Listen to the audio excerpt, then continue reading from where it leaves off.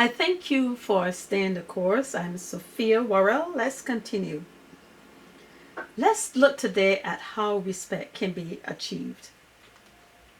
In the first 5 sessions, I presented some heavy historical and cultural facts to lay the foundation for how we got to this point that we are at. It cannot be argued that men of African descent have failed the women of African descent and their children. Neither can it be contested that women of African descent have not been the helpmate that the man required, nor the mother that their children so desperately needed. And what is left in the wake are children who have to suffer in the home where their father is absent, or they do not know who he is only because the mother has had too many sexual relations and cannot always identify who the biological father is. So it all starts with the male. Respect can be achieved by young men ending this kind of disruptive family structure. It can only be done when young men of African descent understand the role that the home environment plays in society and the advantage it sets for wealth building. Why is the responsibility placed on the man? Simply because God created him first and placed him to be head of the household. This makes him the leader, but only if he is a man with a plan. He must have a detailed understanding of what he wants to achieve in life. He must have a good idea of what kind of lady will help him to achieve those goals. It is only as a couple that these goals can be attained. It is only in this organized setting that children can be bought into. Discipline must begin with the man first. Only then can he lead the woman who is there as at his side to assist him in raising the family. God has not designed the woman to head the home. A classic example is when Jesus came to the earth. He called 12 men as his disciples.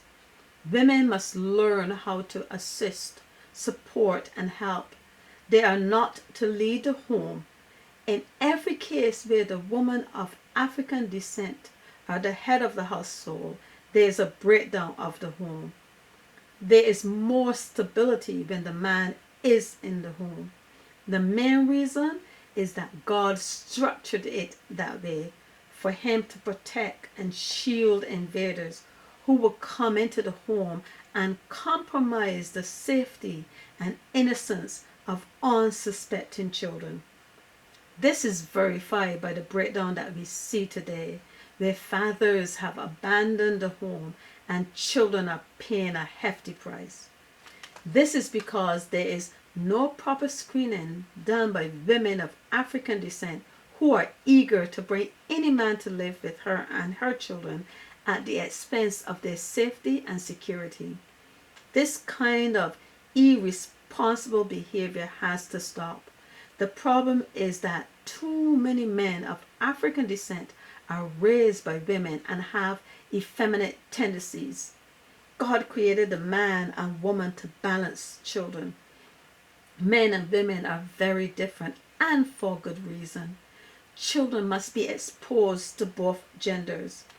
I will go deeper into the reason later in this course, but the fact is that both parents came together to reproduce that child, and it places the responsibility on both persons to raise the child or children.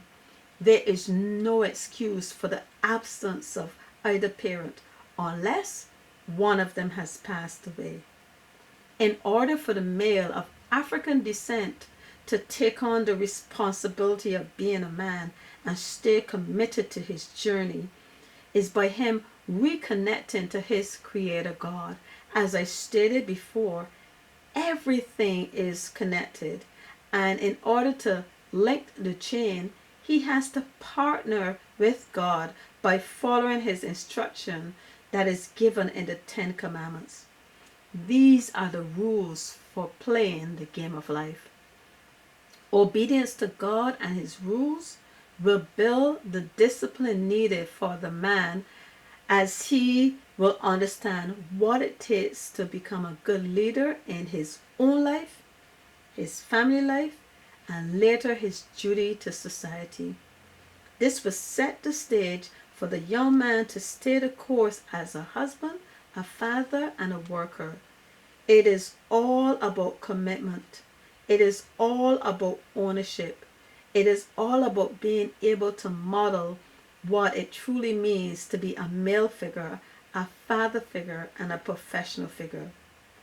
Let us look at the commandments and how obeying these laws given by God will prepare the young man of African descent not just to be a leader, but a good leader.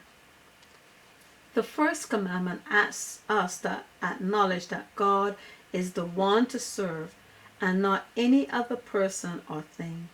The second commandment asks that we be reverent to the Lord. The third commandment asks us to spend one day in worship and communion with God.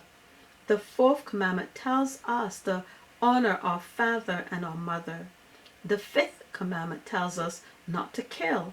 The sixth commandment demands that we do not commit adultery. That means abstaining from any sexual relations until marriage. The seventh commandment says not to steal. We have no right to take anyone's property. It asks us to live life with integrity and to accumulate our own property. The eighth commandment tells us not to lie on people and to be truthful at all times. The ninth commandment is against coveting or lusting after any man or woman. And the 10th and final commandment says not to covet the property of others. We could not have a better guide as these 10 commandments, and Jesus added that we must do them with love for God, ourselves, and others. These are the laws that bind us as men and women to God and helps us to live a pure life. When we follow these commandments, we will seek out persons who are doing so. By placing God and these rules at the head of our lives will allow us to live clean, unspoiled lives. The more we seek to live unblemished lives, it will not be difficult to pass down these values to our children. It is our Lord's holiness that helps us to maintain wholesome lifestyles, and we learn how his faithfulness can teach us to be faithful in our dealings with others and ourselves. We are doing all of this to allow others to have confidence in us, and it ultimately shows our children how to respect us as well, because infidelity is not a good look. In life, we are expected to take risks. Security and peace of mind allows us to take calculated risks and allows us to fail and succeed with openness to learn. In a protective environment like the home, the value system is set in a positive way towards the good of our fellow man and woman. The inferiority complex that we who are of African descent feel is only because we did not have the opportunity to have this kind of environment, and we tend to pass this bad legacy down to our children. So how can we stop our barbaric behavior? Sadly, the dysfunction in the home does not allow children to see the value of a two-parent home, as they are constantly bombarded with immediate hazards that disrupts their ability to form the correct links that will allow them to function normally. If other ethnic groups look down on people of African descent, it is because of our inability to fix what has gone wrong. Sorry. There's only one way for us to change our present conditions. It is simply deciding to take responsibilities for our failures in the past. It is now deciding to be accountable for our present actions and making the choice to take one day at a time, putting one foot in front of the other, knowing that we can trust our own ability, and this is not a hopeless situation. We can get it done by doing the complete opposite of what and how we are operating now. That is, in Africa, there is still immense poverty. Illiteracy abounds and the family structure is broken. In Haiti, the same scene is played out.